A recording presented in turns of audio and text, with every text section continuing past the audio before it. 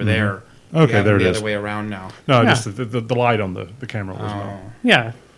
That's what I should tell the gals too. When they go live, that the actual light on the camera clicks in. Yeah. Because they're usually just chatting away, and then I have to say like, hey, you guys are live, and then they yell at me for not telling them that they're alive already, and then they go live and they talk.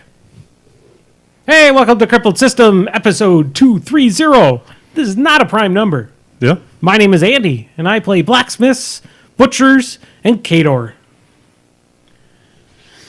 My name is Nathan, and I play minions. And today I played Stardic Nor. And minions very well, apparently. Not really. No, I don't. No. And I'm Dave, and most recently I played Kador, but maybe branching into Rhett and Crix in the near future. Sure. I don't know. It's all up in the air. All up in the air. Yep. Oh, so Nathan and I, we went through a long day today of playing some Twilight Imperium 4. Mm-hmm. It was a very long day. Is it the Twilight Imperium 4 rulebook you're reading? Yeah, I was trying to double check something because I was, but this is the quick play rulebook, not the full in-depth ones. I was trying to correct somebody on the internet, but I would need the full rulebook. Oh, you're one of those people like me that it's just it is an unbalance in the force when somebody is wrong on the internet. All right, and because they were saying that you can only score 2 objectives in a turn, and that's not true. You can score 2 objectives, 1 public and 1 secret per status phase. But you have 2 other secret objectives, so if in theory those were both action phases, you could score both of those. So that's 4 objectives you can do in a phase. And if you took the Imperium strategy card, you could score another public. So you could do 3 secrets and 2 publics in a single turn. It's just the status phase that limits you. So that's 5 objectives. And actually, if you had Mechatol, so you could get 8 points in a single turn. Potentially. Yeah, it depends on the... what phase you are, if you're in the... If there's 2 2-pointers, yeah. So it has to be turn 6 or later. But yeah, you could score 8 points in a single turn, and the game's only to 10, so you're never out of it. No, I was out of it. Sure, yeah. Well, as with most Euro... I was going to say economy games first, and I was going to say Euro games, and I was going to say war games. So I'm just going to realize it's true of all and say, as with most games, you need to start your momentum early. Yeah. And I think you were just 1 turn behind your expansion. You didn't want to attack Chris because you knew that we had talked about as a war game. You didn't want to just start smashing people. Correct. And so Chris took a spot that you should have either talked him out of or talked him into leaving or just smashed him out of there and said, hey, no hard feelings. But you not wanting to attack him there really put you behind the pace. Yeah, it put me in behind. And it was also, I didn't read any of the quick start rules. And it's been like 6 years since I've really played Twilight Imperium. And I only played the 3rd edition. Well, I did well in that. I know I won a couple times in it. And then it was just me. I didn't want to be grumbly, so I was trying to avoid being grumbly. And I was trying to slowly taking grasps at the game itself. I was basically trying to absorb what I can and cannot do in the game. Yep. And by the time I really kind of caught on to what I can and cannot do, I was playing the turtles and I was turtling. Yeah. Well, what happened to me? I actually ended up recovering from it quite well. I ended up getting to 9 points out of 10. But early in the game, because I wasn't even there. Like, I was going to say I took Mechatol Rex, and you people all voted that I had to do it, but I wasn't even took it because I failed to take Mechatol Rex. But I think it was Chris. I blockaded. No, Dan took it turn 2. Yep. And then I attacked his fleet, and I landed, and even though I am just voracious warmonger, best in combats, and he's literally the worst in combat, the dice said no. So I failed to take it from him. We just mutually destroyed, so the planet sat empty. And then you assholes all voted, and I had this huge fucking armada surrounding this thing. Like, I could destroy the world with this armada. And they voted, hey, let's explore the ruins of Mechatol Rex for ancient technology. And do you know it has a 50-50 chance of happening if you explore the ancient ruins of a lost civilization for ancient technology? Does it blow up? It blows up, and every ship around the planet is immediately destroyed. And that's bad for Nathan. And then every adjacent one also takes damage too. So not only was Nathan's main fleet destroyed, some of his remaining fleet 4 squares away. I voted against doing that. Thinking about this again, I think you had 4 things or whatever the remaining ones in there, and that person that was on that. I had nothing moon- in there. It was just the dude. It was just the dude. It was just the dude. Okay. All And right, I would so have to you- check the card if it's just space units or if it actually hits dudes on neighboring planets. Either way, Brian was like, I'm going to get hit too. And he had like fighters. It's like, oh. He had fighters. You lost 2 fighters. I lost $17 worth of dreadnoughts and capital ships. It was very bad for me. Brian had maybe about 6 models that wasn't on the table by the end of the game. Yeah, he didn't want to do it, but unfortunately the situations forced him to be un-Brianistically aggressive and warmongery. No, Brian's in chat. He could be here right now talking about this too. He's doing laundry. No. So my favorite Twilight Imperium moment was a few years ago. A friend of mine had a bachelor party, and because we were geeks, his idea for a bachelor party was to rent a chalet in the Smoky Mountains, and we went there and got locked in for 3 days and did nothing but play board games for 3 days straight. And there was a lot of alcohol, and a lot of caffeine, and nothing but board game after board game after board game. I thought you were going to say that you guys played a game of Twilight Imperium and then the wedding had to be called off because they were still playing Twilight No, Imperium. we did play. Third edition, that might be the case. Yeah, we did play a game of 3rd edition Twilight Imperium, 8 players for 12 hours. Yeah. And at the end, and it ended, and myself and the gentleman that was getting married tied at the end. And then 2 days later, after we had all driven back to Kentucky, where I was living at the time, and shout out to Joe if you're listening, if you still play Warmachine. Joe, my friend that was getting married, emailed the group and he said, "Oh, by the way, I looked it up in the rule book that Dave had the initiative at the time, so he would have won before I did." Yep. And and so this was my crowning moment as a gamer because not only did I win a 12-hour, 8-player game of Twilight Imperium, You did it a week later. but I did yes, but I did so several days after the game had taken place on a technicality. It was beautiful. Yeah, we looked up that rule about halfway through the game because we knew that was going to happen, where multiple people were going to hit the 10 points at the same time. And the game's like, there is no same time. You do everything in order, so there's no such thing as both of you having the same thing. And Brian, if Joe gets married again, I'll invite you to the bachelor party. Yeah, I'll probably bring, because Is I'm not it playing. a bachelor party at that point, though? I mean, you can If be a he's bachelor It's just a again. party. No, he's single again. Yeah, You're a bachelor if you're single. It's not if you've never been married, I don't think. I think it's if you are single. that's if you're single. Yeah. No, but isn't your status more so divorced at that point? Well, you are how you define Or yourself. okay, I guess whatever, you You'll be a define. divorced bachelor. You're a bachelor via divorce. I'd still say it's divorced. Oh, that's just racist.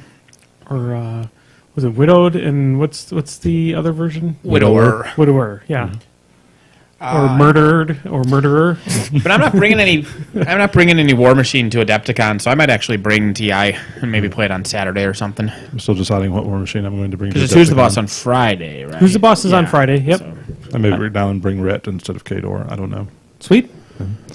Well, I mean, at least TI4 appears to be a game that you could actually bring to an event like that and not take up the whole entire day. Well, yeah, because we played relatively slowly, and it's, including teaching, it was 7 hours, right? And so I think it's more like a 6-hour game if you played a decent click and don't have to do the more because I also taught very slowly because I was kind of unsure myself because I hadn't actually played this version. I had only read the rules and my brain kept skipping to different editions because I've played 3 different editions of this game now, and that hurts the brain. I think we could have been down to possibly 5 or 6 hours off of this. Oh, easily. And then even if you have less people too, then it's less time. I'd say hour per player is a leisurely, not a difficult target. That's not too bad for an epic game like this. Yep. So, speaking of Warmachine, there was an event yesterday. You won. Yay. You two didn't go. I won on sheer luck. The end. The only reason why I didn't go is because I was at a Guild Ball event and I had already committed to that event before Rick posted this for the third. Because he posted for the third 3 weeks ago. I mean, it was fairly quick, and I had already committed. I went 2-1 at the other place. Since returning, I'm 6-0 in competitive Warmachine and 0-2 in casual Warmachine. I was going to ask you if I'm the only person that has beaten you in the past year. No, I lost both those games on okay. Wednesday. But yes, I wasn't there because every other weekend for me is very difficult to schedule. So I stopped by to say hello with my kids, and my middle child paint shamed 2 different people. It was beautiful. What? What did he do? Brian and who was Brian playing? I don't know. One of the it was one of the You don't have not to one of name the locals. people who got paint shamed. We have a lot of Brians. Yeah, that's true. Yeah. I think only one active, really. There was only one Brian there. No, there were 2 Brians there. Yeah. There were 2 Brians there. Was it One from the east and one from the west. Oh, Yeah. wait, I don't know. What So One yes, that there's used not- to be on here and one whose wife used to be on here. Oh, okay. Culp and Kerr. Oh, yeah, Dingleberry, yeah. Culp and Kerr. And I'm not supposed to name people. Please! Pulling teeth! For some odd reason, I kept on thinking Lundeen, Brian No, Lundeen, no. and I'm like, but he's no, what? he's I not love- on the, he was never on the podcast. I mean, but He's Geezy's been on not the podcast. married. Yeah, Geezy's not married. I don't understand this. Well, according to junk mail, you and Brian were married. Yes, according to Junk Mail, we were. There was Andy Geezy. was junk I mail don't- they got once when they were I would- roommates. I would. So Andy He'd got have to be to the take wife. my name. He'd have to take my name if that was truly the case.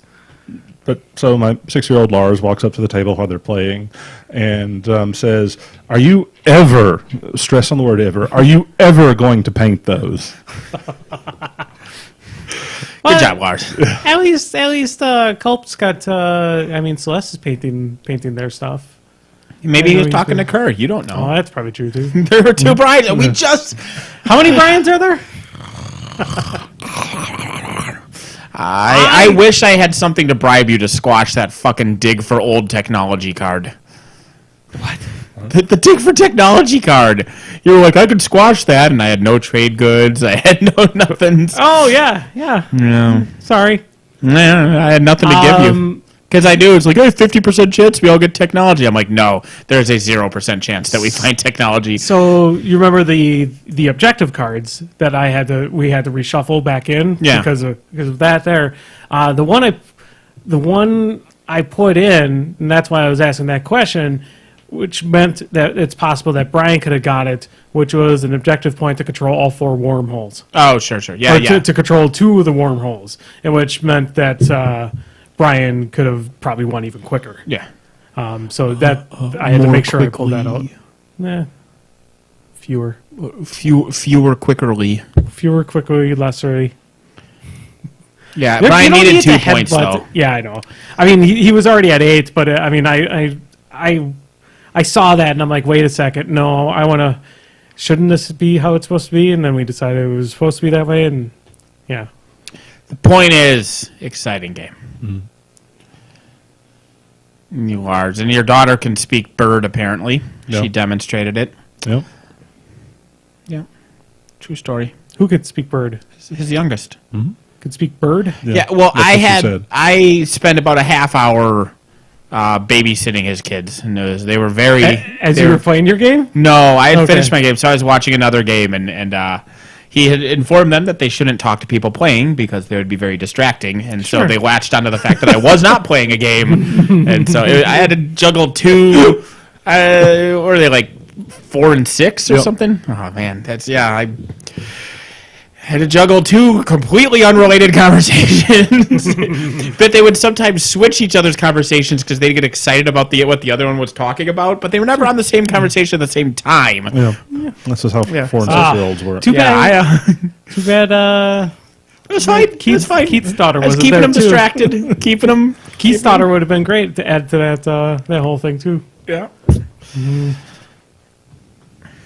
But yeah. I tested Lars's math. He was able to figure out 8 minus 1. So good job, man. So I heard you beat Travis on a 4% assassination. Well, we did the math, and it was actually like a 6% assassination. Oh. But after, yes, but yes, because that's what happens when you give people 0 outs except for 1 in a million. Is they take the 1 in a million, and guess what happens? Sometimes 1 it in a million happens, times, it happens. Yep. But yeah, he was tabling the fuck out of me. That game was bad for me from the moment he won the initiative roll. It was terrible. And he feeded with Denny too. And then I took my 6%er. Got it. And then immediately just said nothing and pulled up my phone and started texting because it's like when people lose to a 6%er, you leave them alone for a little while. Yep. Yeah. But he is a better man than I because I would not, yeah. Although, one time Andy beat me with a 6%er and I just left the store. Did I? Yeah. I don't even remember. It was at Cedar Rapids one time. You shot Lucant to death, like from behind cover, camping like 6 with Powell 11s. I remember that now. Because that was when yeah. Was that worse than when I completely accidentally killed all of your support? No, it was definitely worse. It was because this was like, yeah. It wasn't that. It was also it was stupid things before that. I do remember this game now because you were playing terrible. Like you forgot to move your Colossal one round, and then the next round where he had put it literally couldn't advance because of like where he put his model. Yeah. So like he was like derp, and Andy's just like and I'm like, okay, so game's going. This is good, and it's the championship game. We're in the finals. And it's like derp, boop, and then dicey. Oh, I killed you. Was that the one with with your Colossal that drug one of my boom howlers? Oh yeah, probably. Shot and drug. Yeah. I made my tough roll, and it drug only to an X point, so it couldn't do any other attacks after that. Yeah, something stupid. Yeah, and it was like really dumb because it made it so like I couldn't shoot again or something weird like that. Like somehow. How did that work? Oh no, because I remember because it was Boom Howler because I was playing Drake McBain and I had countermeasures on the fuckers. I drug him, but I fucked up and it didn't get drug all the way to me. Like it hit a wall and then it toughed and then it was 4.5 inches away, so countermeasures was up. That was my own fault, but it was a very frustrating moment, but not as bad as your NIST just shooting like a full camp Lucant off the table. Yeah. I just had to leave. I just left. I left the room. I felt bad because I had that. I felt bad about the game we played because I was the oblivious asshole there because you weren't trying to kill my sword. I wasn't trying to kill. Yeah, because I was looking at it. It's like, okay, I've got two fully loaded redeemers. I'll chip some damage off of Nate's caster so I can at least force her to play further back, or I'll kill her next turn. And I launched 6 shots. Everyone missed her, and then randomly, as if they were laser targeted, went over one of his Enigma foundries, and then I spiked the dice on every one of them. Like he killed the Enigma foundry with blast damage that wasn't even trying to hit it. Yeah. I killed, 3 of them? Something like that. Yeah. And I was getting frustrated because none of my shots went where because I was like on average I should have had 2 of them on Aurora. I'm taking Enigma foundries off the table and he's like, damn it, this is going really badly. And I was like, I will fucking kill you, you piece of shit. You goddamn. That sounds like an Andy play entirely. Yeah. You bearded assholes with your heat-seeking... AoE is drifting so good. Yeah. God, I tilted Jim one time when I drifted a random Vanquisher shot to an Ashland that was off, basically way out of its range behind a forest. Yep. I set her on fire, and she basically just ran around on fire, slowly dying for the rest of the game. Fire never went out. One of my favorite drifts you ever got on me, Andy, was Madeline Corbeau came out. I bought her, glued her into the base. While her glue is still drying, I sit down for a game against Andy, all excited to try out Madeline Corbeau. And she moves up, and she's pretty safe, and he shoots at something, and it deviates 6 inches to the 2, and clips Madeline Corbeau, and he does a boxcars and just kills her. Never even got to use her. But I got revenge because that corpse I made into a thrall with Alexia and the Risen, just a basic little Risen, and that fucker boxcarred Iris and killed her. I remember her getting revenge going, this is for not letting Nate play Madeline Corbeau. Yeah, you can't sucker blast damage. No. Oh, well. Good old Warmachine talk. Yep. Yeah. Well, I could talk a second about Guild Ball. Yeah, I just, like Second I said, That was a good second, though. I say, son. I say. The foghorn leghorns. Yeah. This is the part of the fog. And that's Porky Pig. Oh yeah, that's true. No, I went with Jeremy Kofit up to Manitowoc. I played in a blacksmith's entry event. I went 2-1. Jeremy went 2-1. We both lost against the person that won it all. Cool. So I felt like I did pretty well. I did decent against Johnny. Johnny Pastrami? Yeah, Johnny Pastrami. He's really goddamn good in that game, and he is my kryptonite. I cannot beat him at all. I've done well against other players, but I cannot beat Johnny Pastrami. He is goddamn too good for right now. Your kryptonite is incredibly good players. Turns out. Yeah. If there's one thing I can't beat, it's incredibly good players. I don't know what it is about them. Jeremy's pretty good though. Jeremy and I have like some good knockout brawls, but I have yet to beat Johnny. I've come kind of close, but usually once he gets rolling with the points and that, it's hard to recover from some of those characters' plays. Cool. It's a fun game, Guild Ball. Yeah, I like it. I'll never play it.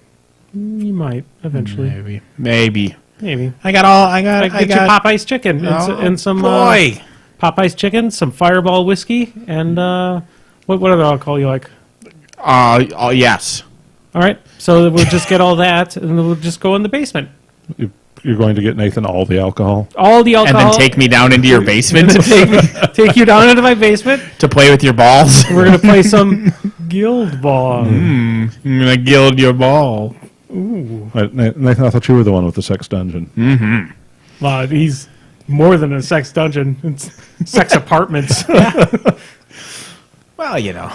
So you looked into seeing what you have to do to possibly like rent out places, or do you have to have like a... Yeah, we're not. Yeah. So I was going to say, you could probably make up some extra funds too if you would rent out to you could Craigslist there or something. Sure, Get some responsible renters for a couple rooms or so. Yeah, that's possible, yeah. I mean, that could end up paying for most of your mortgage. We can look into like what a B&B style thing would cost, or what the necessary things are. First, we have to fix up, the kitchens and whatnot. But it's definitely something that's been discussed. And although for now, the nice thing is what we were just saying. I think you would have left at this point, but I was talking to Brian and Justin about this. Is I can do the Rikyo Rumble style thing where people from out of town can just come and stay there for like a whole 3 days and basically just have a little mini con with a dozen friends there. I mean, I just got done watching the Waco thing, so we could start up something like that. That was the other plan, was just to start a cult. Yeah. Well, I mean, you just have to, believe that you're, the Messiah. Or not the Messiah, just a Messiah. A Messiah, yeah. Messiah. He wasn't saying that he was. I mean, the Messiah is just more of just... No, I'm pretty sure Messiah there's only one of. Poseidon? What? Yeah, I think Messiah was, by definition, just one.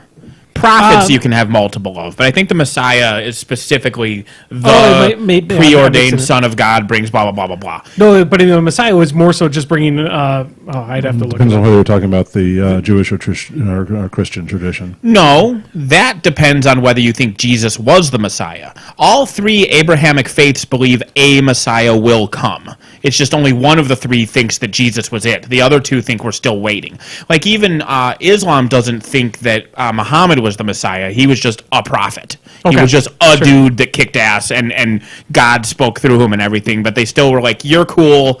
God's talking through you, but you ain't the Messiah. Sure. And so that's where the difference is, I think. Yeah, but I mean, it's only the Christian tradition that believes that the Messiah is the Son of God. The Jewish Messiah, in some Jewish traditions at least, is a purely secular figure. Okay, but there's still a specific dude that they're waiting. Yeah, and in Islam, the Mahdi, I may be butchering that term, but is also just a dude. Muad'Dib?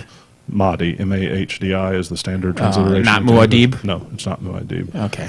There's the... Because Muad'Dib, we know when he comes. I mean, we have documentaries about Muad'Dib's rise. Yeah. Yeah. Yeah, there's that character is in some ways based off of the Islamic concept of the Mahdi. What? Turns out. What? Yeah. Stuff in Dune is based on the Islamic faith? Oh, yeah. Why, I never. The thing where half the language is Arabic, which is mildly disguised. But yeah, the Mahdi is also not a son of God, although he may be immortal depending on the particular tradition. Isn't Kwisatz Haderach like literally just Arabic? Like I don't think they even disguise that one. I don't know. Yeah, whatever. But yeah, Dune is basically just Islam as fuck. Well, it's Dune got a lot of sand. Well, yeah. So And obviously the spices. Fremen, the Fremen obviously are like at the time they would more have represented the Bedouin, like the Bedouin tribes, Sure. against Imperial Import, and now obviously it would be more you would think of being like ISIS style resistance Do fighters. you have the copy of the first book? I sure do. Yeah.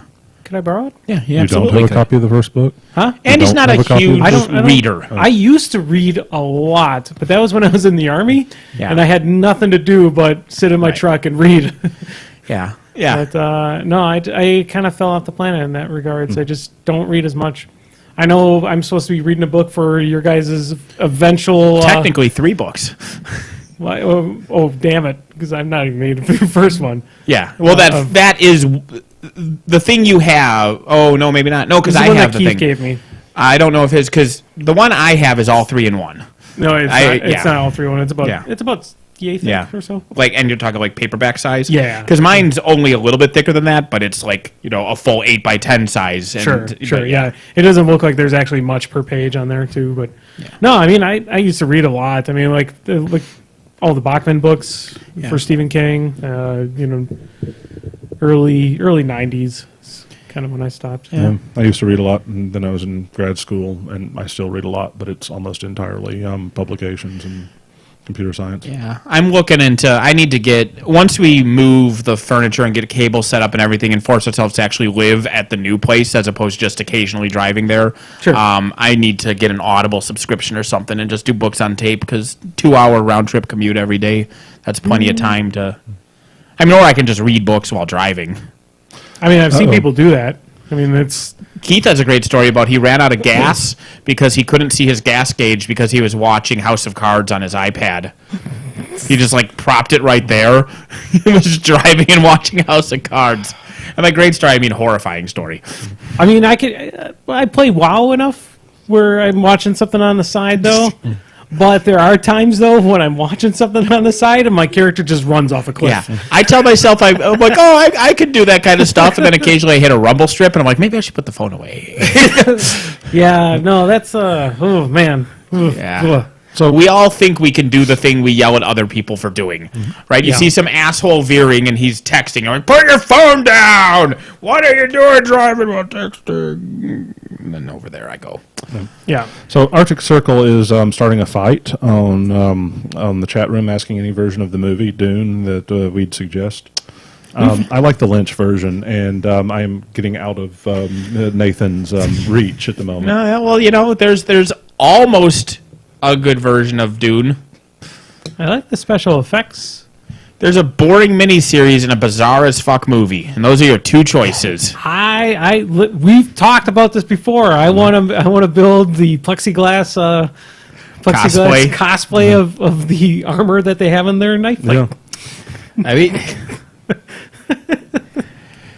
David, Everyone would think they were in fucking like Minecraft or something like that. That's what people That's would the think. That's the problem. But no, we're fucking weird ass Dune. it's the most tolerable David Lynch film. It's actually the only David Lynch film I like. So I almost like I can when it's whole fucking hog like Eraserhead I'm almost okay with. I'm almost okay with Eraserhead because it's bizarre enough and it's early enough in his career that I feel like it's honest. Everything else he ever did, I think he's trying to be weird. I think I actually had Eraserhead, and this is back when Netflix was sending out CDs or DVDs. Sure. And I had that sitting on my counter for about 6 months before I just decided to send it back. Yeah. It got shipped to me, and I just never watched it. yeah, I think Dune is the only David Lynch movie I've actually been able to sit through the whole thing without getting bored or frustrated and doing something else. Yeah, the Dune mythos, him needing to stick to somebody else's story reined him in just enough that it actually has a coherent plot line. Is it something we care about? Is it more so his writing or just directing? His directing is okay, like because he can do visuals and stuff like that. He's not a bad director. He just desperately feels the need for shit to be weird because he thinks weird is cool, and it isn't always. Is that so? I mean, because he's got a ton of shit in his IMDb. So I mean, I'm looking back, and he's a lot of just video, Yeah. like Nine Inch Nails and. Yeah, and that's fine because he can do visuals well. It's when he writes stories, and he can do interesting stuff. It's just he goes way too far sometimes. Like I think it's Lost Highway where the main character meets the weird guy, and the weird guy has the main character call himself at home, and the weird guy's also there, and it's like that's actually a cool surreal scene. Lost Highway is tolerable as well. It's fucking Mulholland Drive, and then he just had another one come out called Blue Velvet, not bad. Blue Velvet's okay. Yeah. Earlier in his career, like so. God, I talk about David Lynch a lot on this fucking podcast because people try to troll me. Kind of almost before, I think pretty much after Twin Peaks is really when... Eraserhead is completely batshit insane and makes no sense, and it's okay because it's honest about that, and it feels like it's him actually trying to be... It feels like it's coming from his heart. Yeah. It feels like he's trying to say something with the absurdity. And then things like Lost Highway and Blue Velvet and... 80% of Twin Peaks feels like there's a coherent story that has some bizarre touches to it. Sure. And then things like Mulholland Drive feel like he's like, well, I'm supposed to be weird, so here's some stupid shit, and it's all garbage. Just like sort of like what happened with Steve Irwin, the crocodile hunter, that he was actually like that, and then he spawned a horde of imitators that just did it for the camera. Correct, yeah. Only Lynch is his own imitator, which is sad in a way. I miss Steve Irwin. Yeah. Oh, man, I saw his movie in the theater, and it was great. No, the I don't even know the name of it. Yeah, But it was basically him doing himself. It was him doing himself, and it was a little bunch of shit. And there was one legitimately great moment in the movie where he just leaves the bad guys to die, and it's amazing because you did not expect it, because like these people fall into their boat, and he pulls up in his boat, and he's like breaks the fourth wall, like he's talking to the camera, and he's like, crikey, blah blah blah, and there's danger here and crocodiles, and I should really rescue these men, but well.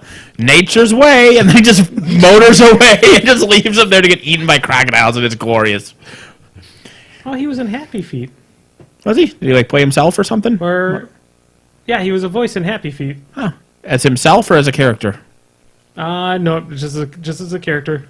I had no idea about that. What character? Trev. No.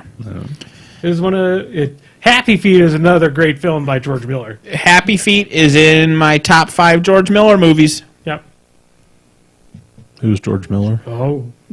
He made a series that you may have heard of, starring a guy named Max, who is either angry or insane, depending on what definition of the word mad you use. Okay. And so Frank Miller made the Mad Max movies, and he made Happy Feet. George Miller, you mean? George Miller, sorry, not Frank Miller. Frank Miller makes garbage and shit. He creates awesome shit. He directs shit. He directs and writes shit. Like Frank Miller, he's like Lynch, where he was okay, he was good, and then fuck All-Star Batman and Robin. Did you read that garbage? Well, not the new one. Where Batman kidnaps Robin and makes him live in the cave, surviving off of rats. Well, that was like this. Yeah, I mean, for Frank Miller, it's like a friend of mine bought me a copy for my birthday one year of Dark Knight Returns and The First Sin City. And I was like, oh, this is cool. And then I was like, okay, let me get some other stuff with Frank Miller. Get nothing else ever. No, it's like that was it. It's like that's it. Everything else is just. He is partially responsible for your favorite RoboCop as well. I do love RoboCop too, but no, he did the Die Hards. He did both Happy fucking A. He did the Mad Maxes. He did both Happy Feets, and he did Babe 2: Pig in the City, which is one of the greatest movies ever made. Yeah. It is probably my second favorite George Miller film. Like, it is literally Fury Road, Babe 2, Pig in the City. And, yeah. Then the other Mad Maxes? Yeah, probably. See, I don't know. I don't want to start another Jedi versus Empire thing, but I think I like Thunderdome better than Road Warrior. But I think that's partially just as a kid I saw Thunderdome a lot. And just like the Ewoks, I don't hate the Lost Kids as much as everybody else does in Thunderdome. I hate the Lost Kids. People hate the Lost Kids, and they're like, nah, it's Max, they just following kids. I love those characters. To me, it's like two different movies. Sure. 'Cause it does change. Once he meets the kids, though, it really changes the tone of the film. I mean, I like Thunderdome a lot. I still like the simplicity of the Road Warrior. Because there's like almost no dialogue in that film. It's Road Warrior's solid as fuck. It's just solid as fuck. I just don't feel there is as much of a tonal change as people think. Like, because the kids, like, they're dying to, like, quicksand and shit. Like, the kids are, like, it still stays dark. But He is. The cool part, though, is you find one of the boys in there in Mad Max Thunderdome. yeah, One of the war boys is all one of the Screw lost Loo- kids. Is it Screw Loose? That's the one with the skull face. It's Screw Loose, I believe. Yeah, the one with the he's face all paint. painted up like a war boy. Yeah. Oh, that's true. He's Yeah, all basically, white skinned, yeah. everything. He looks almost exactly like a war boy. So, I mean, they're technically all these movies are in a sense separate, but they have the same baselines for Yeah. for I mean, the story. that's always an interesting conversation: is whether how many of the 4 Mad Max movies actually have the same main character. Because it's not the 4. Yeah. Like, there's no way all 4 of those have the same character. Max from Road Warrior and Max from Thunderdome. I would. You think they're the same I think Max? they would be potentially the same. Well, then here's a question: are those the same gyrocopter pilots? Well, that's. Once If Max so- is the same. Like, and so yeah, I don't know. Like, and so it's definitely the first Max and the fourth Max. Like, if 2 are the same, it's only the ones in 2 and 3. Those are the only 2 that I would even hear an argument they're the same character. 1 and 2 could be. But you'd have to watch 1 and 1 again. And, No, you don't want to watch Mad Max 1 again. Don't watch Mad Max. It's intolerable. I think it's worth. We've talked about this before on the podcast. I think it's worth it for at least a viewing, so you understand. It's That a is slow, George Miller's worst film. Okay. No, What George Miller film is worse than the first Mad Max? I mean, God bless it. It was groundbreaking for its time. It gave us the rest of the series, all of which are great movies. But it is He a produced very. He produced what? he produced Babe as well. Babe was a good move. Babe's a good movie. Yeah. I love the duck in Babe. That's one of my favorite characters. Oh, he produced Dead Calm. There's 2 things the rooster does. He gets the farmer up in the morning and he makes eggs with the chickens. I tried it with the chickens. It didn't work. It's a great line. Yeah, no. Like, God bless Mad Max. It was inspirational at the time, influential at the time. It broke ground. It started a career, but it is a low budget independent film, and it Correct. shows. It shows. Correct. It's kind of like how Clerks. God bless Clerks, but man, the acting He did on a Twilight lot of those as a movie? actors. Yeah. I love the ambulance person or whatever when the old man dies, who delivers her lines incredibly stilted, with probably the worst delivery I've ever seen of lines, and you can tell that she's reading her script off of her clipboard, and her line delivery is still that bad. Well done. Thank you. I mostly managed to forget watching Clerks. Yeah. Speaking of Clerks, Kevin Smith almost died. Yeah, sure did. Hey, don't be super fat and in bad health. Yeah. At least he was. I mean, at least he wasn't one of the guys that we hear is like, oh, I'll just go home and sleep it off. He, yeah. No, he yeah. finished his show and then immediately went to the emergency room. I did like in his Facebook thing, he talked about how he has a great fear of death. He has a fear of his own mortality. But then during when he was having a heart attack and they're putting in the stint and they're like doing everything, he's like, and I was at peace and so I've overcome my fear and blah, blah. I was like, no, the brain does that shit to protect you. Yeah. Like, give it a week, you'll be terrified of your own death again. Speaking of things that protect you, that reminded me of the Joe Rogan his comedy routine when he was talking about the kids that were throwing rocks at the lion. Yeah. Or at the tiger. The tiger. There's a monster in a cage. Yep. The tiger climbs out and jumps at the person, and you're like, what does your mind do at that moment? Just like, I was like a kaleidoscope of colors as your body just releases every single drug in its body. Yeah. That's the same thing. Yeah. Well, it's like as you age, your brain just starts to leak a little bit more of those happy chemicals to make you not care that you're getting closer to dying. Yeah. Like a 90-year-old and a 30-year-old have very different opinions about the fact that they're going to die eventually. Mm-hmm. Even though one of them's closer, ironically, because that's just the brain's an amazing thing, and it's a treacherous piece of shit. Yeah, I can tell you when I almost died because I fell into a I almost fell into a canyon in Arizona. For the couple of minutes during the process and the couple of minutes shortly afterwards, I really didn't care. Yeah. And then it was just realized it's like, wait a second, I almost died. That's why you get That was like, bad. it hit me Yeah. thing that people Yeah. talk about. Yeah. Yeah. Mind will do a lot of things to protect your body. Yeah. You're like, I'm sure it's probably happening like more times. Like somebody loses a limb or something like that. They're like, they move on and continue on doing what they're doing, and then suddenly they look down and like, oh, my arm's gone. Yep. Oh, And then they just die of shock. yeah. Yep. Yeah. Yeah, Jim in chat says a thing that is my stance. There are 4 different people named Max. Or there's 4 different people. There were like Steve and Joe and Bob and Doug, and they all had adventures. And over the centuries, all of those adventures were all attributed to this mythic figure named Mad Max. Yeah. No, I could. And so these are all fables being told. They're amazing fables. Yeah. Some of Good them. movies. At least 3 of them. Some argue 4. There are still people that say that the first Mad Max is great, and I maintain that those people haven't watched it in the last 30 years. But maybe I was just less forgiving of an hour and 45 minutes of somebody eating ice cream.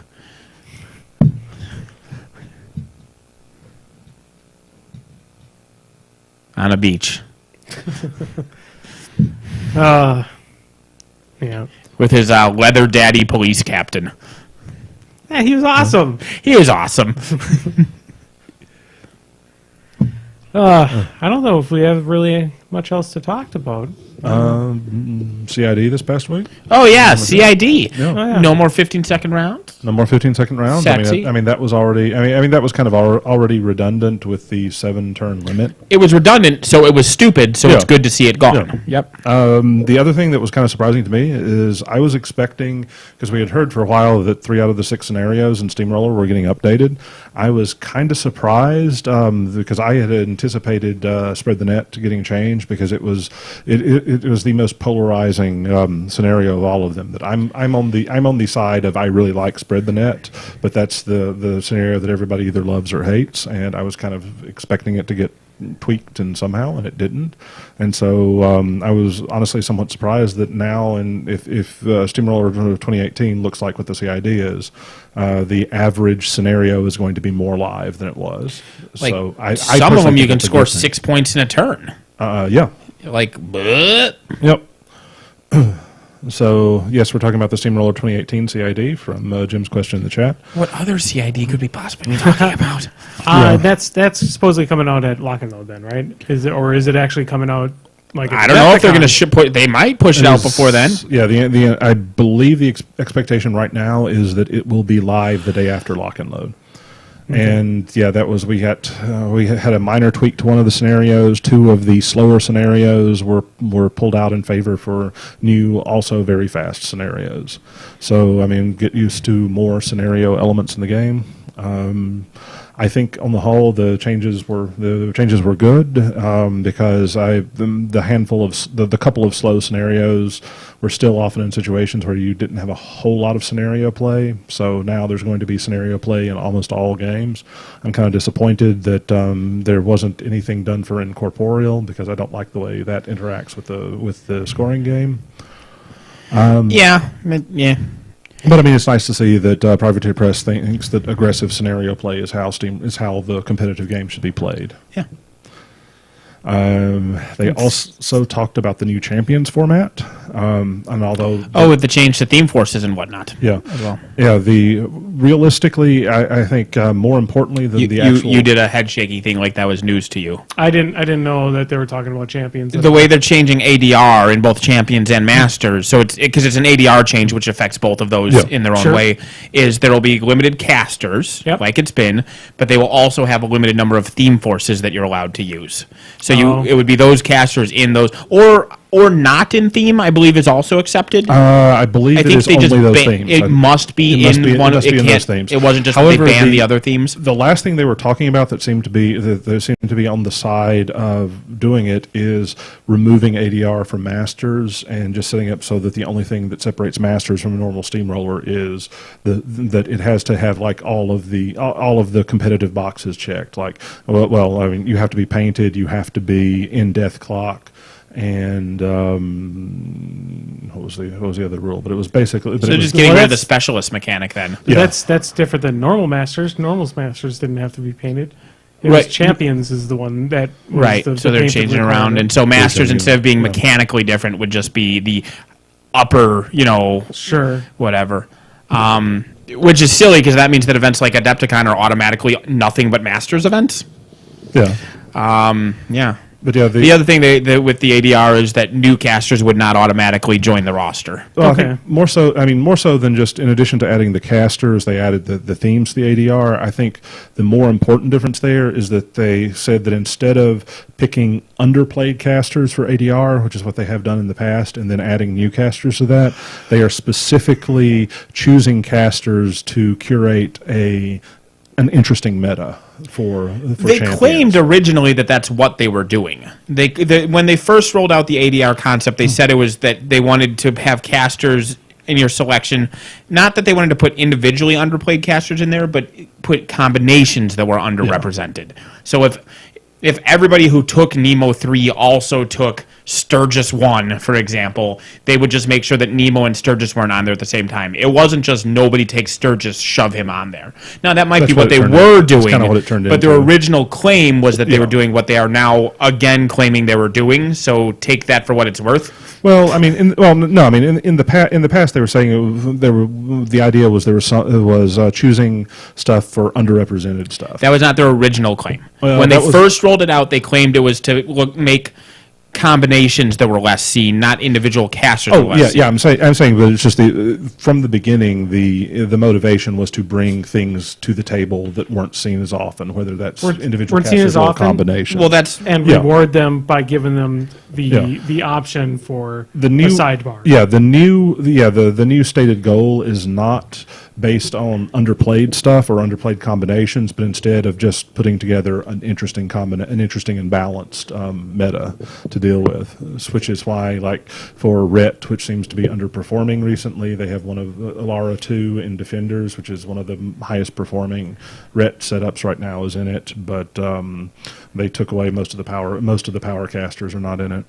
And I was originally looking at it, and it's like, well, it's like at the beginning of the week, the list they published, and it's like, well, Denny 2 and Dreamer and Axis and who else?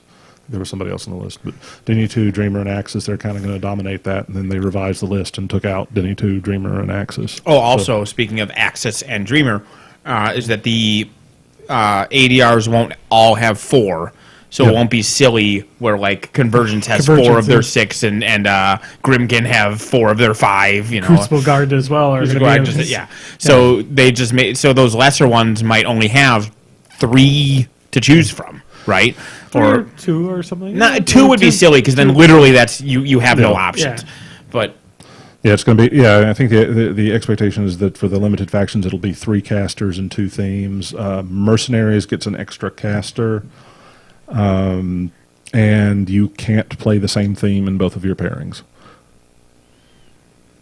So, I mean, I think this is interesting and more balanced, and probably a more balanced format, because the last list I saw, nothing really stood out as being top-tier stuff, although I will grumble that while I was happy to see Krios 3 in there, because he's one of my favorite casters, even though I don't think he's a top-tier caster, the original version had his Exemplar theme in it, and then they took out the Exemplar theme in the revised version, so... as part of this SR 2018 CID, can they just sneak in a change to the Warhog and Sturmendrang? Because they don't need a whole pig CID, they just need to fix those 2 things. I suppose. Okay, sounds good. Ask him. Although I think... Can I just have my Mark II feet back? Is the CID ending Friday or is it ending Tuesday? Because when is the new one coming out? Next Wednesday? This Wednesday? The new Crucible Guard is supposed to be 7th. showing up on Wednesday. Yep. I think that the Steamroller was only last week, leading up until Monday. Monday. Sure. Okay. So up to this upcoming Monday. So yeah, I think they're done. They're done. They've got all their feedback. But no, I'm pretty happy with the Steamroller 2018. I'm pretty happy with the champions, because looking at the list of champions, I say, wow, it's like there's nothing on here that I don't want to play. This should be an entertaining format, and hopefully it'll get a little more traction than Champions does right now, because I think around here only Rick has ever run a Champions event. Generally, I've really only seen champions happening at conventions. Yeah. It's I I mean, Rick I ran think one. Yeah, I can't remember because it's been years since I ran just an event like at Pegasus as opposed to just the ATC and WITC, so I don't even remember if I ran one or not. And Champions really hasn't existed for more than 2 years now. Because it's a replacement for Hardcore. Yeah. That's basically what Hardcore used to be is Champions. And I think it's only been about 2 years. Non-Euclidean Nick said, unless he missed an update to limited factions, we're also possibly looking at only one theme. That is the last published CID document had only one thing. Although in one of the dev threads they had talked about adding a second theme in there. I mean, it's going to depend, right? Like Grimkin, if you give them 2 themes, that means literally they have no restrictions on themes. Well, both their two restrictions on casters have to be casters. in different themes. Sure. But the point, yeah. Does that mean that potentially they might end up adding more themes to the factions they only have 2? Well, how many you only have 2? Just Grimkin, right? Grimkin, I would assume that Does Convergence have 3 themes? Oh, you're right. Yeah. You're right. Convergence and then Probably Crucible Guard, but we Crucible don't know that Guard yet. too. Yeah. Because minions have Cephalix 3. only has 1. Cephalix or Mercs. Cephalix doesn't have any. Yeah. Mercs have 1 that allows you to take Cephalix. Yeah. I'm fingers crossed. I'm hoping eventually that Cephalix will be their own mini faction similar to Crucible Guard in that where they'll just I mean it'll be something just easy for them to flesh out that could take up that slot. Unless they have so many other better ideas. But Cephalix need damn medium bases, they need a colossal, they need No, I am hoping more people run Champions events once this format comes out because there's no Nemo 3, there's no Haley 3, there's no Harkovich, there's no casters that I look at and say, yes, I want to play this from day one, which is probably a good thing. Yeah, I mean it's Champions is its own, and I'm happy with them doing it, as in the people who actually make the game doing it.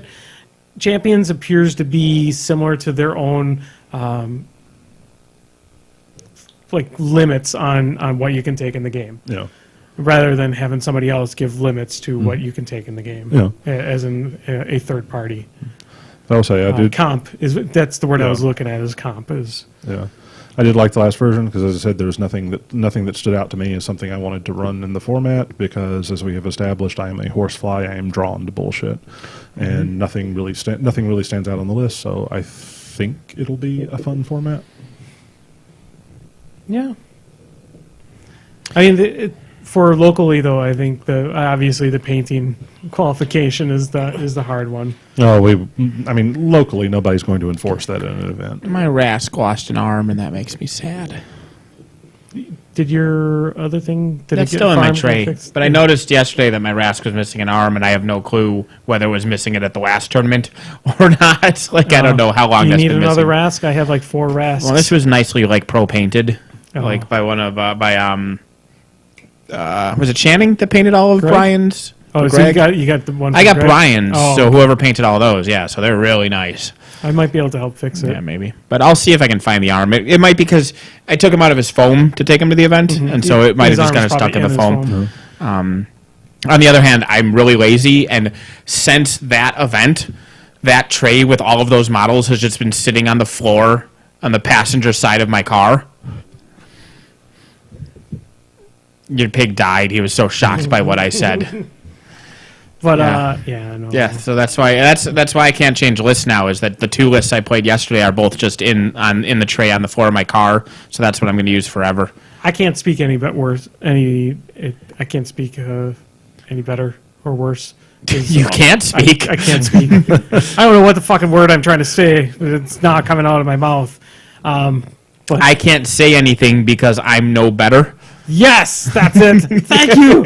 Woo! Because all my pikemen for my Kador are all just sitting in a random colossal box, all assembled, just dumped into the colossal box. So they're all brass rotted too. So that's a horrible waste of time when they get all bent up. Yeah. Wah, wah. But so if I want to play, and now it's even worse because at the event I found 2 baggies just on a table, and so I used those. I put all the tokens for one list in one baggie, and all the tokens for the other list in the other baggie, which was really actually convenient because then I didn't have to like sort them. Or, like when I did a game, I just said I'm playing this list, huh? Do the baggies have a hole in them? Just the top if I open it. Oh, okay. But the point is, now if I want to try another quick aside to the chat, no change of heart on Barnabas Lord of Blood. He looks boring as shit, and fuck that guy. Lame.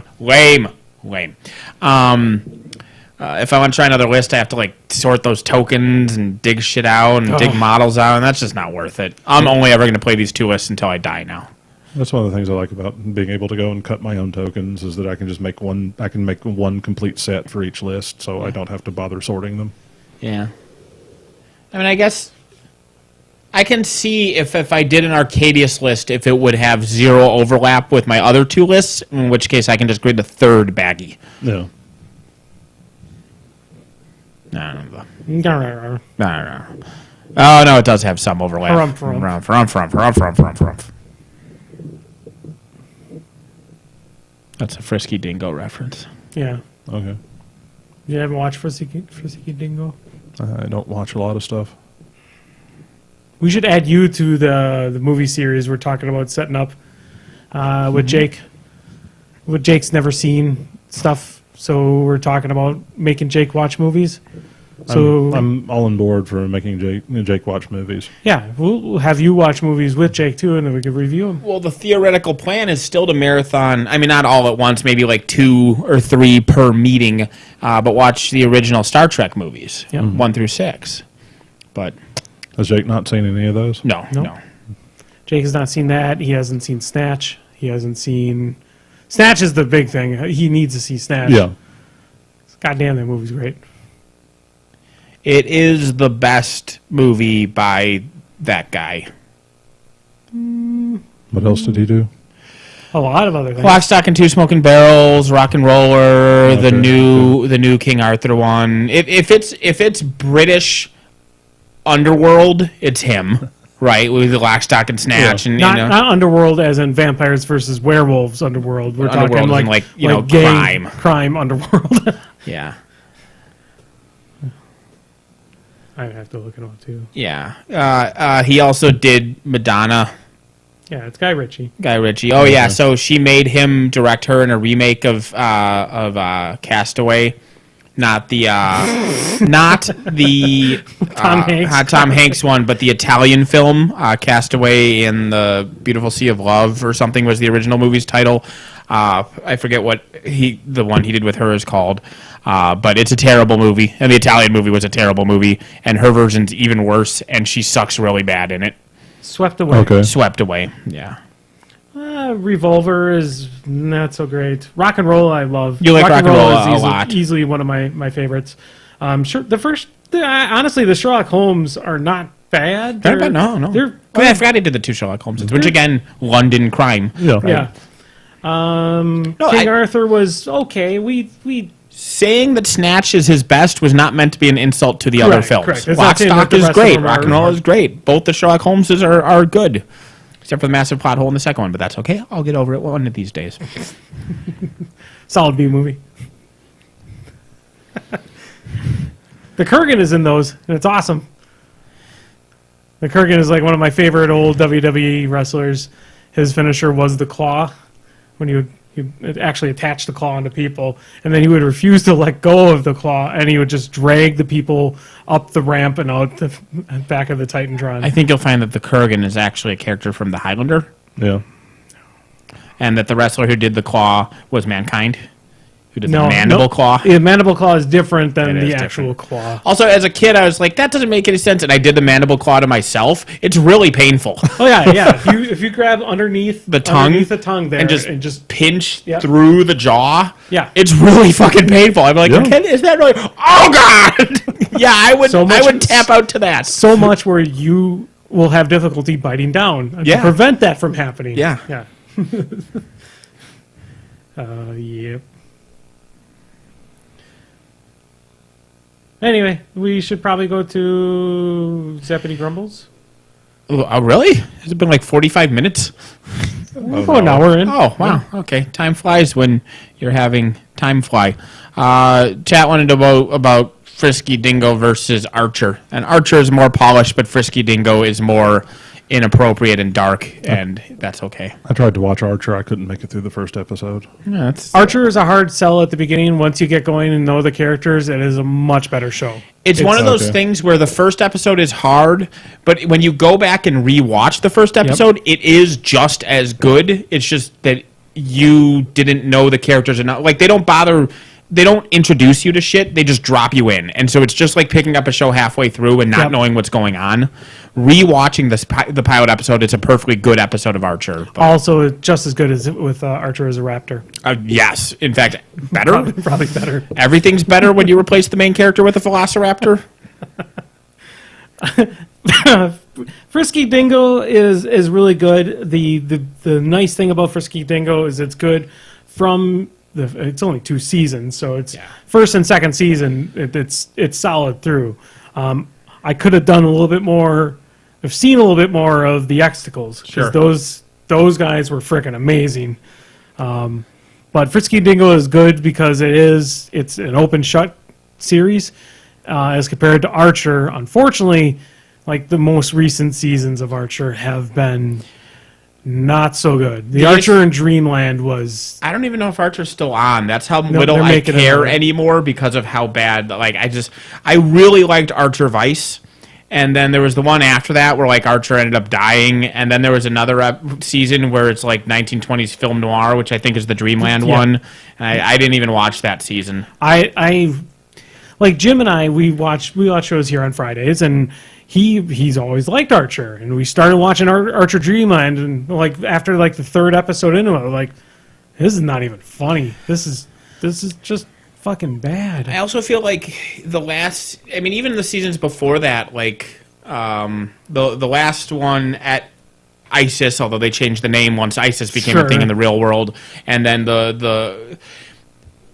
there's callbacks, and callbacks are funny, and there's running gags, and running gags are funny, and then you get to the point where of your 20-minute episode that, let's say, has 100 jokes in it, 85 of those jokes are either callbacks or running gags, and I'm tired. Or just catchphrases. I'm tired of your catchphrases, callbacks, and running gags, and Archer really started going to being nothing but callbacks, catchphrases, and running gags. That's what the public wants, though. I mean, the general public appears that that's what they want. They want the jokes. That's why wrestling.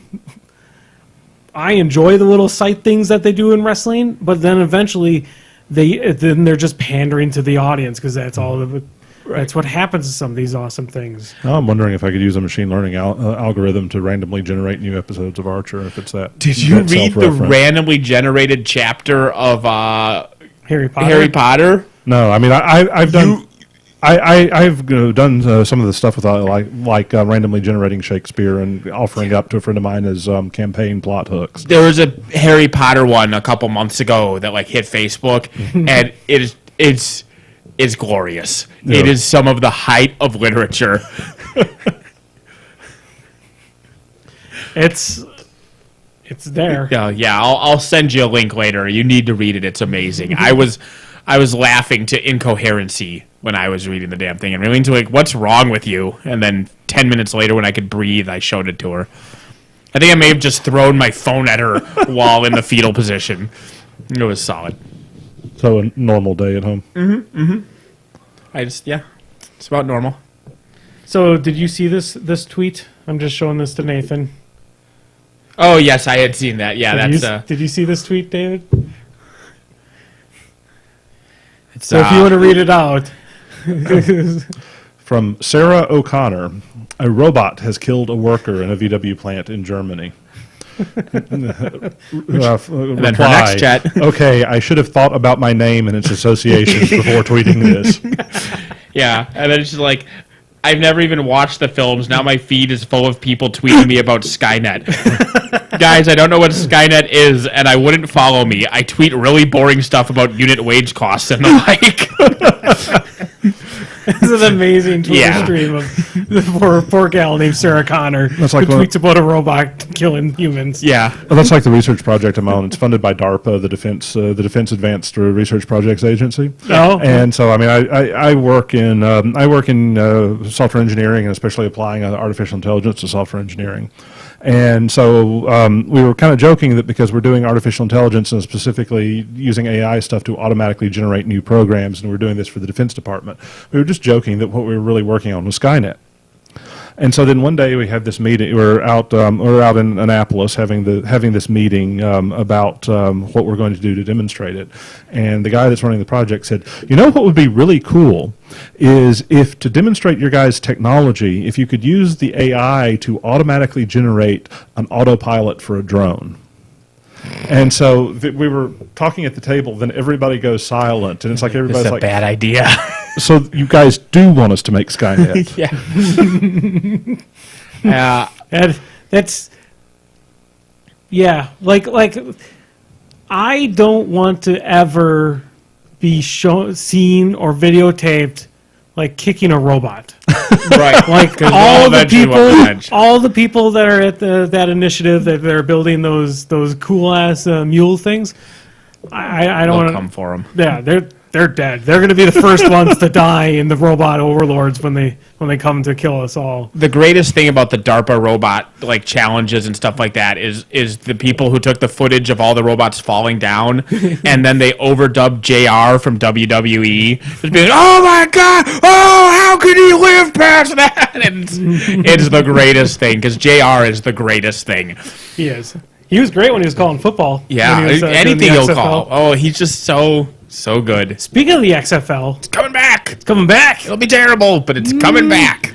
I have faith in the Vinny.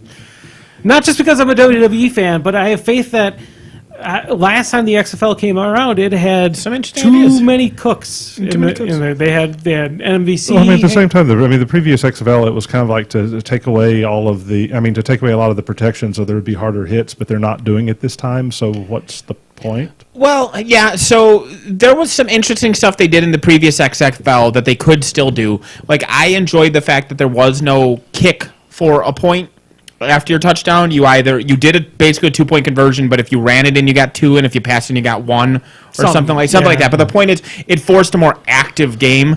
The more violent game, they're not going that route. But a more active game, there's ideas that could be there. Yeah.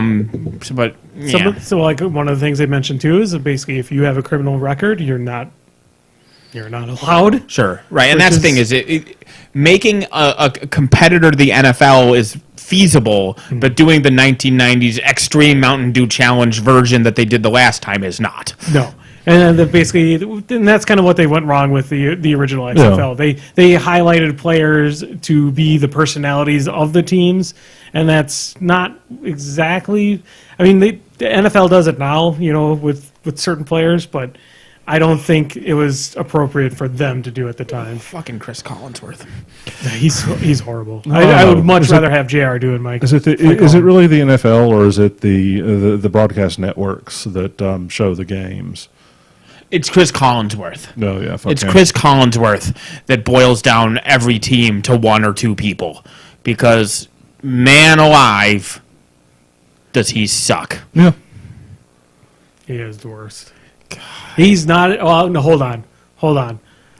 Joe Buck and Troy Aikman could go die. Well, actually, Joe Buck. Troy Aikman's actually pretty good being impartial, even though he's from Texas and he really loves.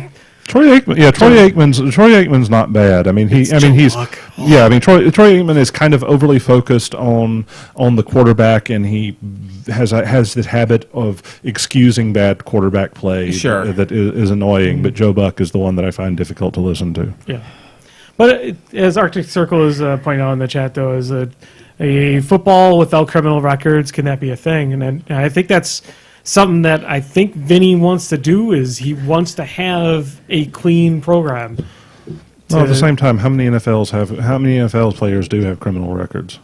Well, a lot of the big mouthpieces do. I mean, he wants to prevent people like Ray Rice. He wants to prevent people from, abusing their children. Does Pac-Man Jones have a criminal record, or does he just stomp on people's faces with his cleats, and that's not technically illegal? No, that's Namaka Sue.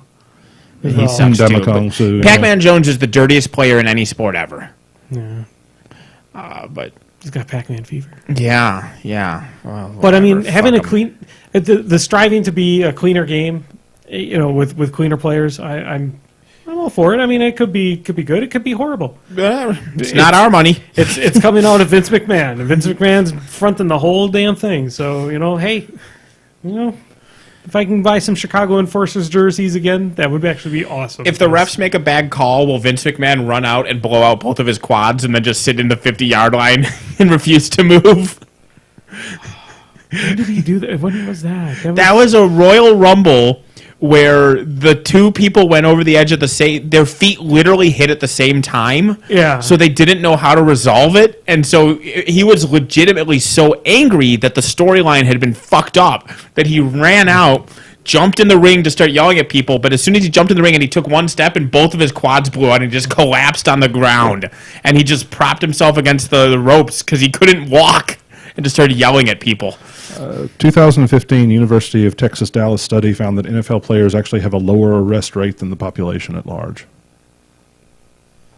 Mm-hmm. He was also probably, I believe Vince was also catering to all the rhetoric at the time. Because he was saying too, no players will be able to protest certain things, like, oh, well, fuck him then. Take a knee. Yeah.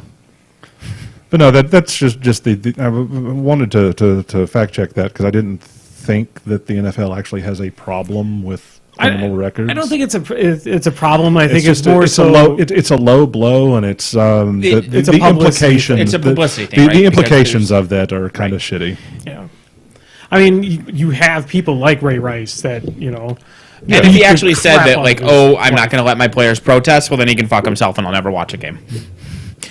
Yeah, I mean, fuck you. Yeah, like, whatever. Yeah. Well, do we have anything else? There was at least one Zappity Grumble, remember? Because you cheated and read it earlier. Oh, I did cheat and read it earlier. I have to see if I can find it again. Somebody posted it. If you were stranded on a desert island and could only bring one book to burn, which one would it be? Yep. That's actually exactly the quote. So I already chose mine. Mine is The Art of the Deal by Donald Trump. But I was thinking, though, too, is we should probably find a book with more substance than just hot air. So I went along that route, sure, and I have a brilliant idea, right? Okay. I'm thinking practically. I'm burning this thing for warmth. I'm cooking my food on it. I want something that'll last a long time. Peace. Nope. No? See, you're thinking small. The never-ending story. Oh. Burn it a page at a time. Never ends. Never ends, baby. I have infinite fuel. I was thinking Your War and Peace lasts like a day tops. Never-ending story, forever. You could probably do War and Peace in 2 days. I'm not saying that. I would say it's probably a partial fire starter. But yeah, no. Art of the Deal would be a good one too. Never-ending story. Infinite fuel. Get on my level, noobs, scrubs. David didn't really say it, but he's Googling something. I probably Googled what's the biggest book in the world. I wanted to say I'm trying to look for one. That there are works with over 10,000 pages here listed. Sure. But you know what's more than 10,000? Never ending. Nathan, you know that it's like the book has a finite page count. Nope. There's an end to it. That would be false advertising, which is illegal. The story must never end. That's the law. The law, David. Okay. Yeah. Also, if I burn it, I won't have to read about the rock biter and his strong hands failing him and cry. They look like such strong hands. Or you have to deal with Artax in the swamp. But yeah. Well, you know. There was a 17th century French. Because that's the noise he made as he slowly sank in it. A buddy of mine, like he posted a thing about how like Facebook algorithms are weird, and it just recommended a random article to him. And he's like, I don't know why you recommend this article to me. And the article was the stars of the Never-Ending Story. What do they look like now? Mm-hmm. And I said, I know at least one of them. And I posted a picture of a horse skeleton, and he was very upset with me. I've never seen that movie. There was a 17th century French novel that was 13,000 pages long. So that would probably be the first one to pick. I would choose this book right now. They didn't actually say the name of the book. What the hell? But the largest book measures 5 meters by 8 meters. Weighs 400 or weighs Sure, it's fewer pages, but they're bigger. or a ton and a half. Oh yeah, you were thinking of volume, Yeah, not only volume because it's 429 pages. Huh? 429? Only Sure, but those pages are 100 times as large. over 50 people took part in the construction of the book, which is titled "The Prophet Muhammad." So that would also probably you probably shouldn't burn that. Although, if anybody came to yell at you, maybe you could talk them into getting you off the island first. That's true. That's true. You could probably burn the foreword for it. Probably not. I would avoid burning religious texts, because even if somebody here doesn't yell at you, what if it turns out you're wrong and you're picked? Oh, yeah, and you get in yeah. trouble. Like, I think Mormons are dumb, but I'm not burning their book on the off chance they're right. For the record, I was just literally looking up the largest book in the Yes. world. I wasn't. You didn't realize. I didn't realize that you were a what the book sacrilegious, was. terrible person. Yeah, what book it was until I started reading it out loud. And they're like, oh no, this is not good at all. So that's basically it for Zappity Grumble. So we should go to recommendations. I had one, and then I forgot it because I thought of one earlier during this, and then I forgot that one too. You should. I'll say it. You should watch The Tick. The Tick show came out. Any Tick show. Second half. I'd say this show is set more in realism than any of the other previous Ticks. This one is definitely less just wacky characters and more of just it is more realistic than the previous ones. It's still crazy, wacky, but I mean there's no Die Fledermaus, there's no Batman. I mean, Apocalypse Cow. I mean but overall, it has a very nice, cohesive story that fits well together. I mean, if they were to end the series as it is now, it'd be perfect. Besides the cliffhanger. Sure, well, you have to. But I really appreciate all the callbacks. Peter Serafinowicz. Yes. Which he's great. Which I'm happy about a couple things. One was the original pilot. My major complaint of it is that the suit looks like shit. And they changed it. And they had a callback to it in the show itself. And they had a lot of nice callbacks for the show, going back to previous Tick things too, with Spoon and etc. other things. Sure. Yeah. But Tick, easy free if you have Amazon Prime.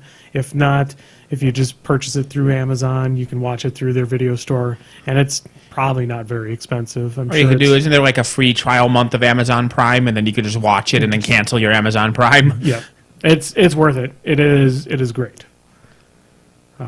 In Danger Boat is I've mentioned this before on my Facebook feed. Danger Boat is probably my new favorite character, but I also like Tinfoil Kevin. Tinfoil Kevin he's the glue. He holds everything together. Zappity. Tick. Any Tick series has great Tick. I mean, the side characters are always such a highlight. Correct. Correct. like the Deflator Mouses of the old series, or freaking Sewer Urchin. Like they know how much everybody hated Aquaman, so they made their version of Aquaman literally live in the sewers and just swim around in shit and talk to rats and cockroaches. But he's also a really cool guy. Was it Superion from the comics? Is that Clark Oppenheimer's alternate identity? I don't remember. I can't remember, but I'm hoping, I was praying that we would see that sequence of the Tick working as a reporter with Clark Oppenheimer, who is like, I think Superion. I think that was who he was. But man, I just want that sequence of them typing on a keyboard. It doesn't matter what it was. Like Clark Oppenheimer just click, click, click, click, and the Tick is just watching. And he's like, click, Yeah. click. Oh God. Oh my god. I love that the pilot episode of the premise of the pilot episode of the previous live action one, where a villain gets a hold of a Soviet-era robot that's programmed to assassinate the president, and so they activate it, and it immediately goes to murder Jimmy Carter. Because that's what its programming was. It's just fucking going after Carter. That's brilliant. Yeah, the Patrick Warburton series is really good. All 3 Tick series. Like, the Tick is one of my favorite, and they haven't failed. Every time they bring it back, I'm like, oh, come on, be good. And it's consistently good. And they keep recapping magic. I assume Ben Edlund is involved with the newest one, and that's part of it. It's keeping the original creator on over and over. I think he directed like the pilot episode, and I know he's been handling either production credits or writing credits.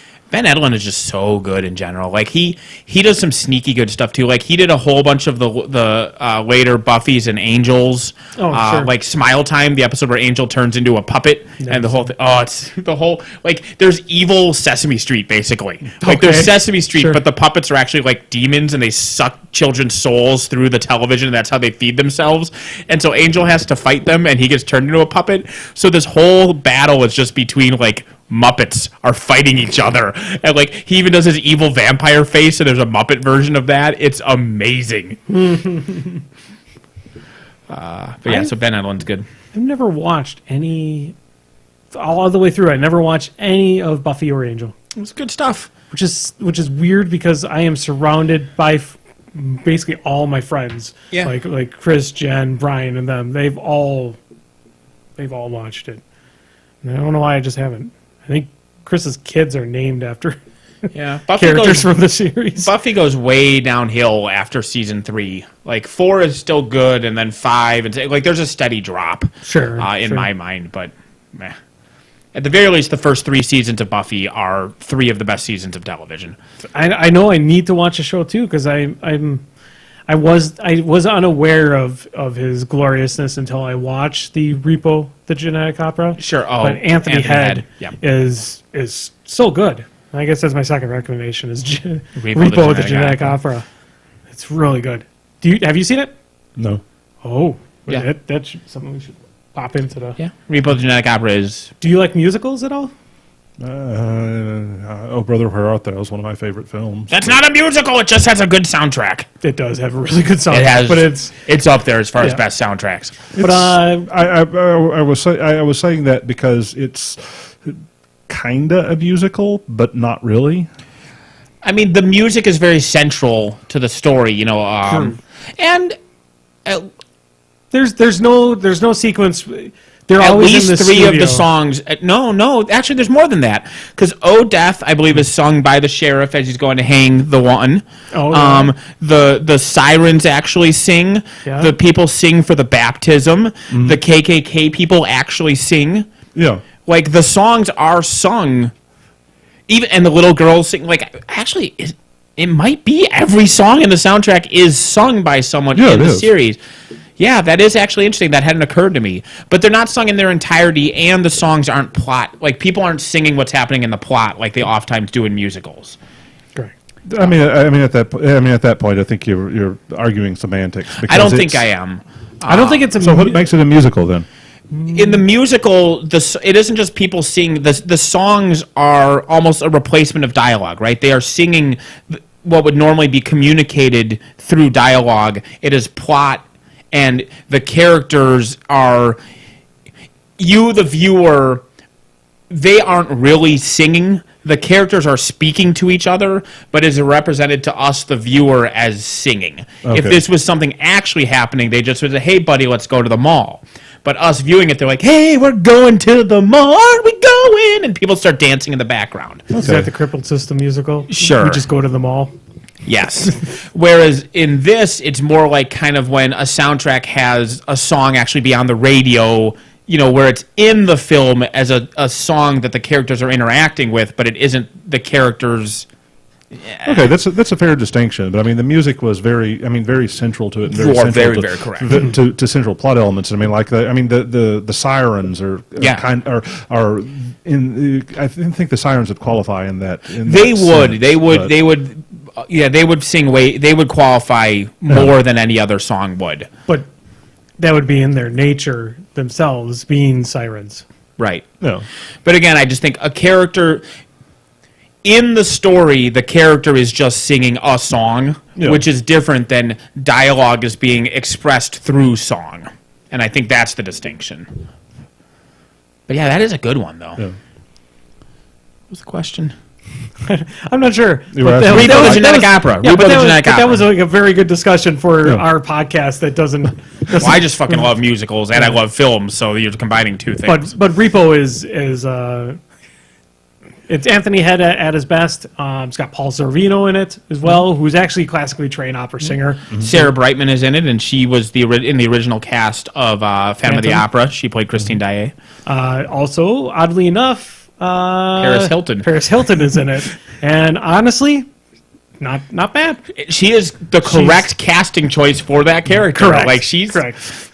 It's got a lot of blood and gore in it because it's by those folks, but it's probably one of my favorite. Well, was it Repo Man that it's actually or no? Because Repo Man's the one with the cars, right? There was an actual non-musical version of the exact same story that was relatively recent. It came out right around the same time. I believe it was Repo Man, where so the whole idea of Repo, the genetic opera, is people get, if they need a heart transplant or something like that, they get a heart transplant and they have to borrow money to. Repo Men came out 8 years ago. There's a movie from like the 80s called Repo Man, Yeah. and that's what was fucking with my brain. But go on, sorry. Correct. And that's with Charlie Sheen and Yes. and Repo Men is with Forrest Whitaker and Jude Law. sure. But basically you have to borrow for you making payments for your synthetic heart or whatever it is. You can't make payments, they come and take it. They repossess it, just like if you can't make your car payments. Yep. And if you die, you die. Yep. Because That's their property. That's their property. They're It's taking like the it back. car repo guy doesn't care that you can't get to work. That's not his problem. Correct. You ain't paying. He's Yep. taking it back. Yeah, and it's overall it's like a kind of like a metal opera. So if you like metal operas, Repo is fairly solid in there. Good stuff. All right, that was my 2 recommendations. I took up like 20 minutes there. Yeah, I still can't remember what mine were. Sorry.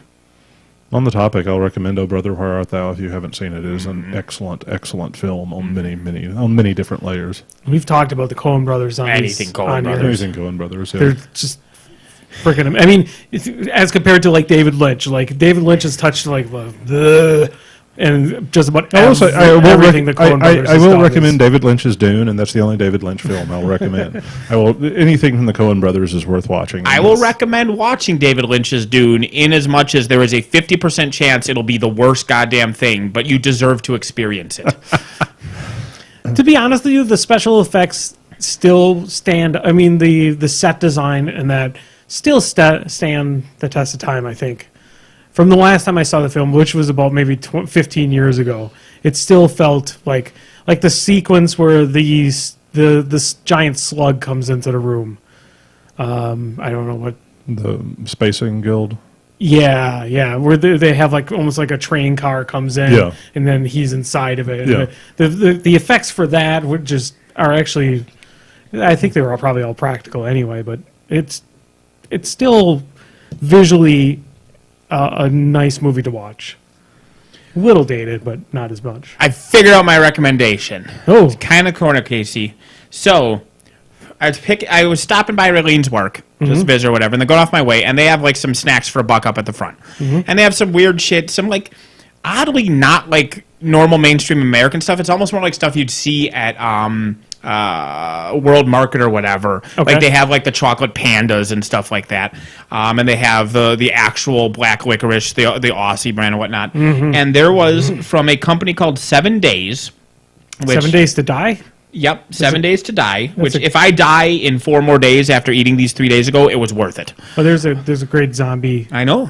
game. Okay, go. Sorry. So this company is called 7 Days, which according to this little article I'm looking at says a snack company more known in Europe than the U.S. So maybe this is not a corner case thing to non-Americans, but to us it's in a Wisconsinites, Shopko. you can get it for $1 at Shopko. Okay. Yeah. Do any non-European or non-Americans So the- listen to us? Company, yeah, we got Europeans that listen to us. We got Pip, Will Hahn. He listens to us.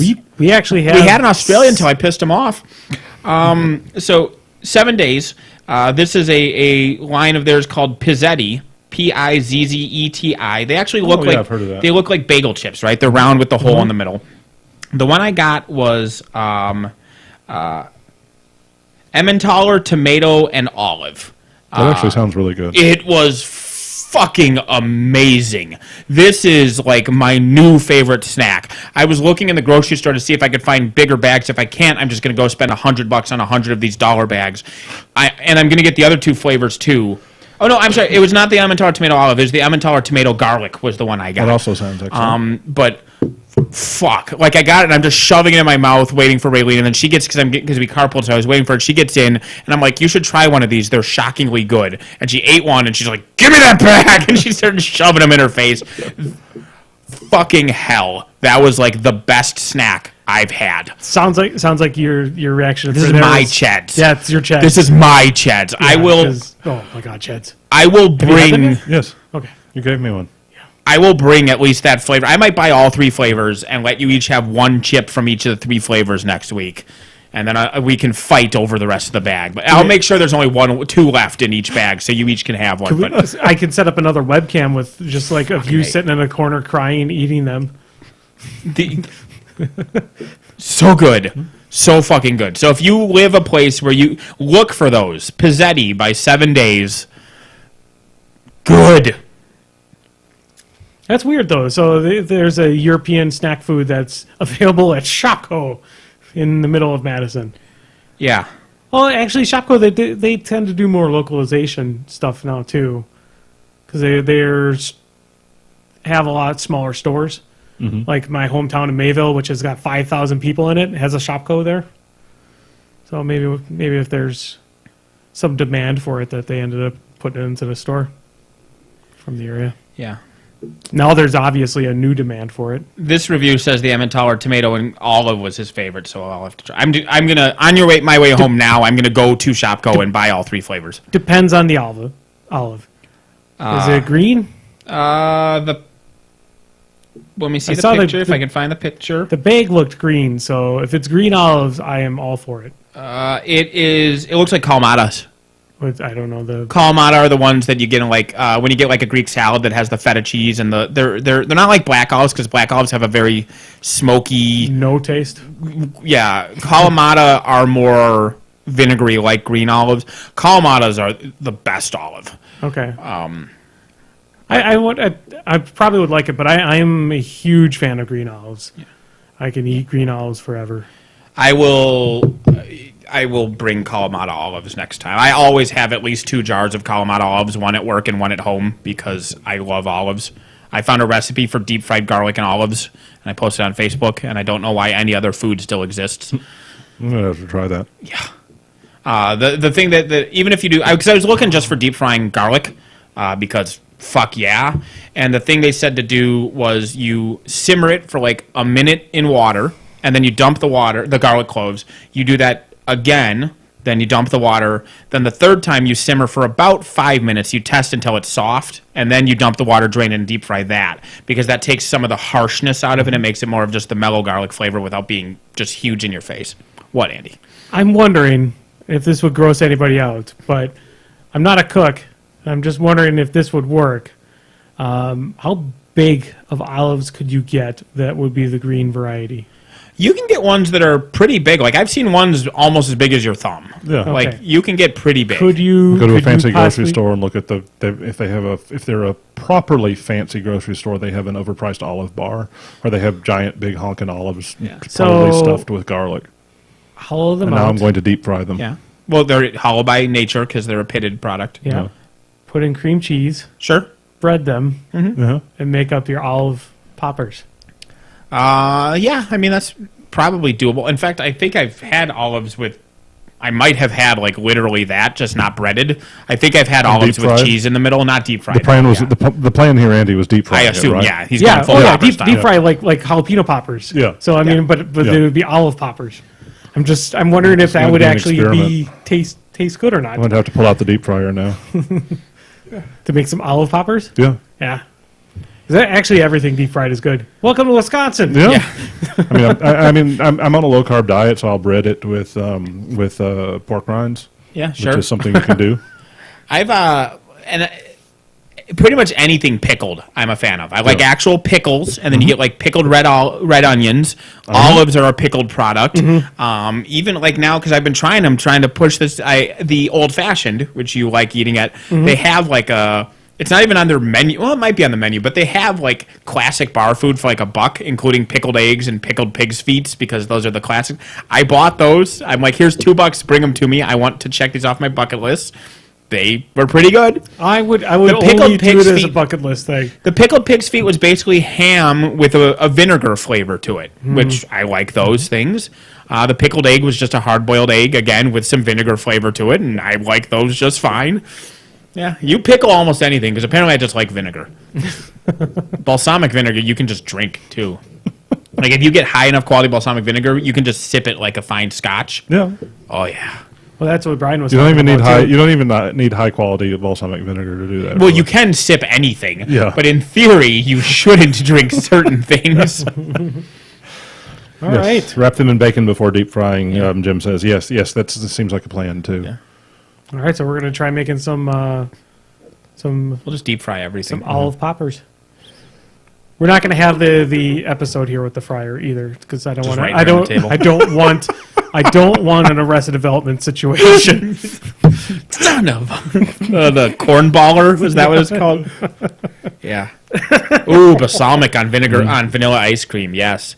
Another great thing on vanilla ice cream: cracked black pepper, fresh cracked. Just crack some black pepper over your vanilla ice cream or over your cottage cheese. Oh God.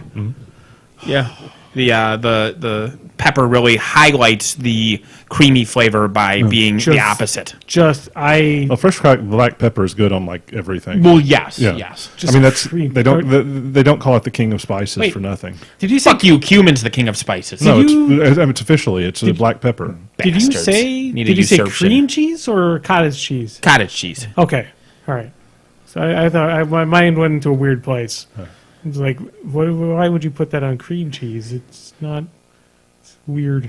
I don't know. I don't know. Put some cream cheese on crackers. Put some cracked black pepper on top of there. That might be delicious. Put some cream cheese with some cottage cheese Yeah, on sure. a bagel. Toast it. Yeah, on some pizzettis. Yeah. I will spread cream cheese on my pizzetti, put some cracked black pepper on top of there, put some cottage cheese on top of that, put some balsamic vinegar on top of that, shove it inside of an olive, wrap it in bacon, and deep fry it. Okay. Sounds good. Yeah. All right, Perfect. folks. All right. That's the official food of our podcast now. We're gonna go make some food. It's better than crackers and eggs. Raw eggs and saltines. Thanks for watching, folks. Bye. All right.